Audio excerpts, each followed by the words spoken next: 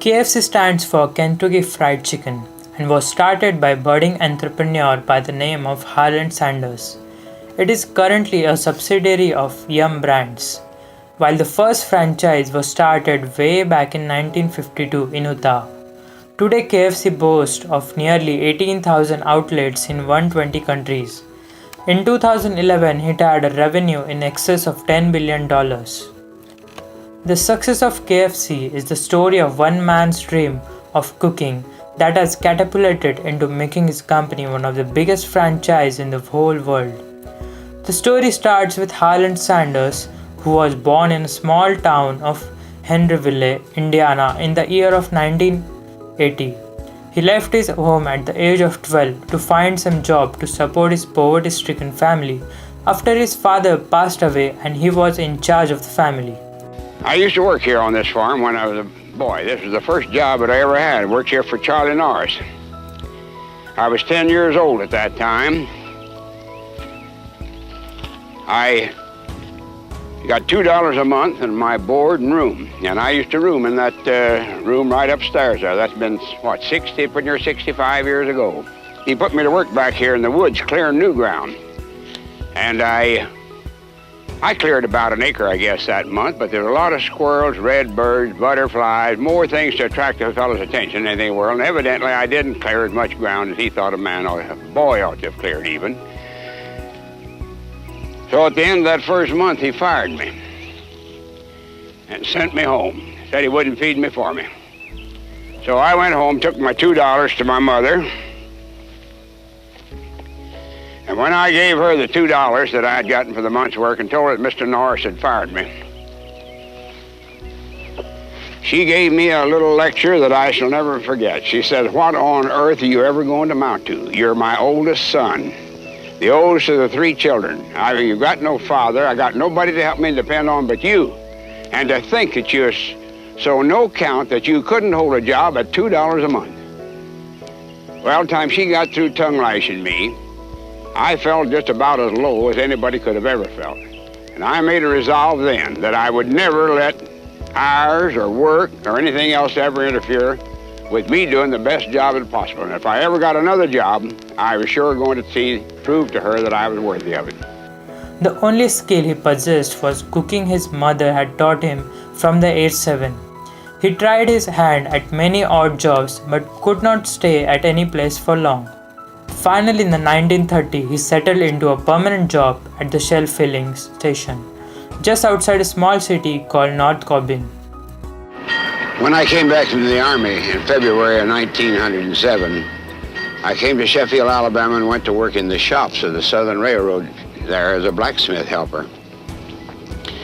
I worked there about 2 months. Then I was transferred down to Jasper, Alabama, where I was to doodle ashes. That's cleaning ash pans of the locomotives the day before, preparing them for their trip, for the next day. One morning, a fireman failed to show up, so they put me on that engine to fire the emergency trip that day.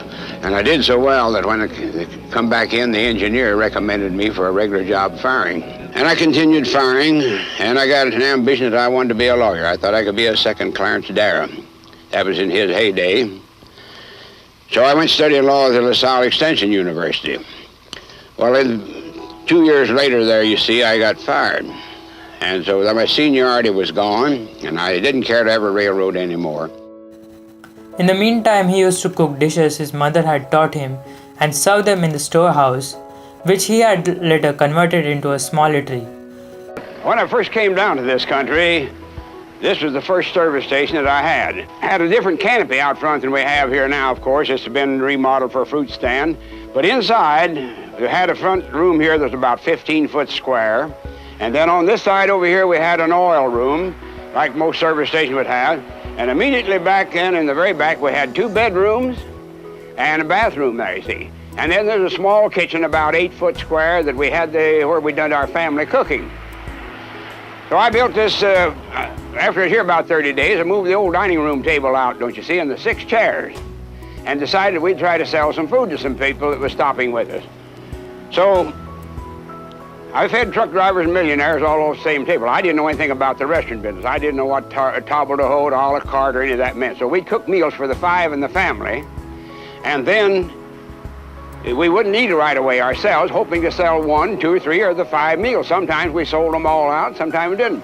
But I don't care if I had truck drivers sitting down there, and here come a doctor. I didn't know who he was. I thought everybody could eat at the same table. I didn't know anything, only be friendly. So that was my first restaurant. Soon his steak and country ham recipes were a big hit. Now let's talk about the history and background of KFC. Sanders bought a large place nearby to accommodate that ever-increasing customers. He increased the number of dishes and included the legendary fried chicken recipe for the first time in 1936.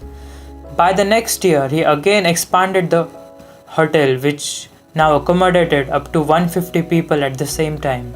He was happy that he had become successful at his new business, but was always looking for improving his production process and expand his customer base.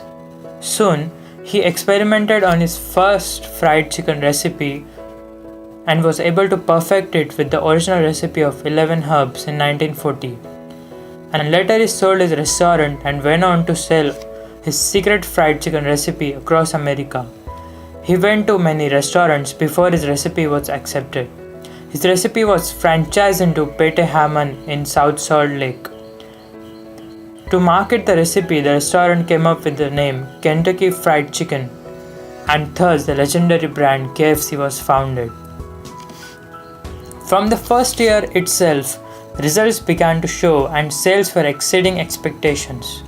Soon more restaurants were waiting to sell his new recipe of fried chicken in their restaurants, and by 1960 nearly 200 restaurants were selling their recipe, and by 1963 it had reached 600. And by the next year, Sanders sold the recipe and the contract to a group of investors for $2 million. Soon they implemented standalone stores which specialized into the take-home model. By the year 1967, KFC had gone on to become the 6th largest restaurant chain by sales volume in the US. KFC started off by starting stores in Canada, soon spread itself into more than 40 countries with 3,000 outlets by the year 1970. KFC changed many hands before it came under the ownership of Yum Brands. Soon it added more recipes into their menus like desserts, sandwiches and drinks that would complete its best-selling fried chicken recipe. In 1991, their sales had doubled and reached an estimated of $6.2 billion with a total of 8,500 outlets around the world. Today, KFC is the largest restaurant chain in the world.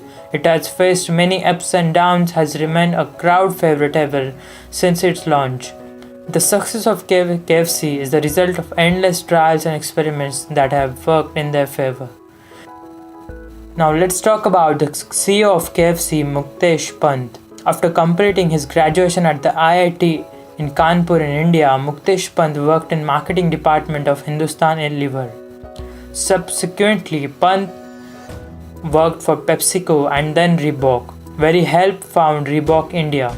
Pant was employee number 1 for them. He joined Yum Brands as their COO after his time at Reebok. And as of 2016, he is the CEO of KFC.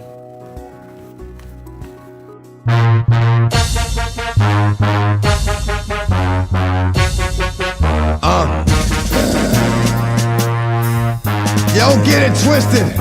This rap is mine, mother. X gon' give it to you. What? Wait for you to get it on your own. X gon' deliver to you. Knock, knock, open up the door, it's real. With the non-stop pop out from stainless steel. Go hard getting down, like it said freeze. But won't be the one ending up on his knees. Please, if the only thing